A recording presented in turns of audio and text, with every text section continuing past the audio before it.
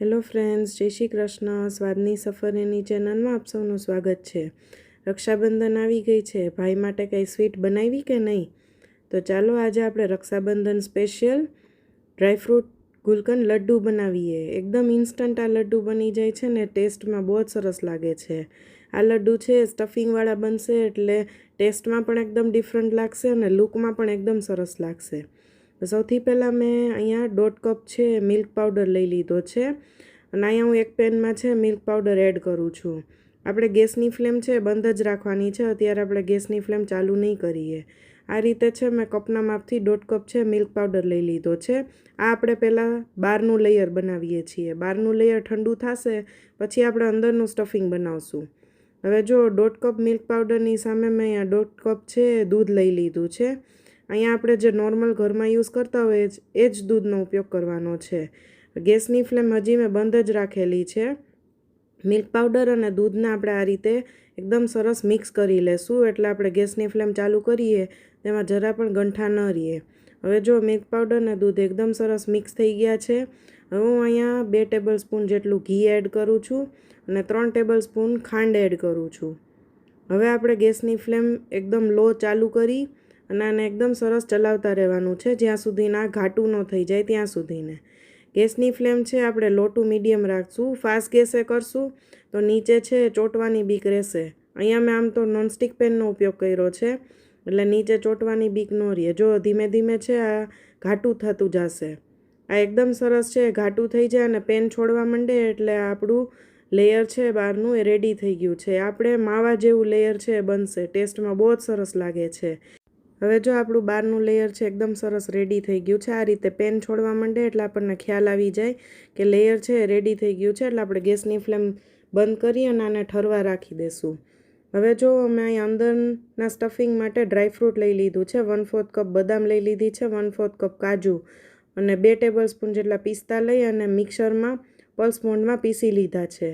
Pulse મોડમાં પીસવાનું કારણ એ કે એમાંથી ને તેલ ન છૂટે. જો તમે વધારે પીસી લેશો તો અંદરથી તેલ છૂટી જશે ડ્રાયફ્રૂટનું. હવે આપણે મિક્સરમાં જ 2 ટેબલ સ્પૂન જેટલું ગુલકંદ અને અડધા કપ જેટલું કોકોનટ છે એડ કરી અને એને એકદમ સરસ ફાઇન પીસી લેવાનું છે.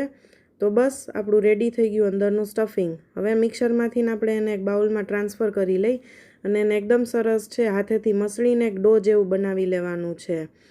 તમે જો ડ્રાયફ્રૂટને પહેલેથી જ ડાયરેક્ટ પીસશો પલ્સ મોડની બદલે તો પહેલેથી તેલ છૂટી જશે. તો કોકોનટનું બધું તેલ છૂટશે તો બહુ જ ઓઇલી થઈ જશે.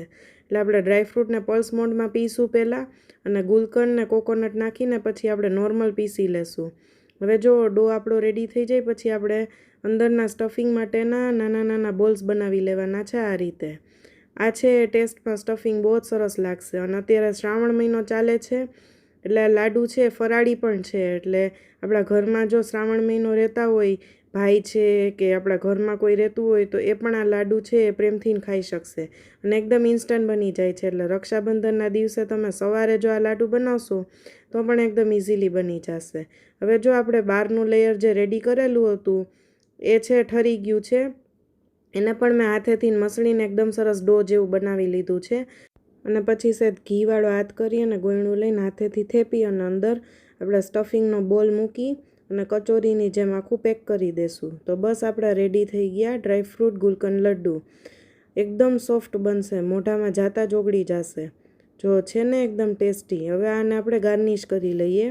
ગાર્નિશ કરવા માટે મેં અહીંયા ડ્રાય રોઝ પેટલ્સનો યુઝ કર્યો છે અને કેસર પિસ્તાનો યુઝ કર્યો છે. તમારે બારે ગાર્નિશિંગમાં ડેસિકેટેડ કોકોનટનો યુઝ કરવો હોય તો પણ આને તમે ટોપરાના ખમણમાં રગદોળીને પણ તમે બનાવી શકો છો. એ પણ ટેસ્ટમાં સરસ જ લાગશે.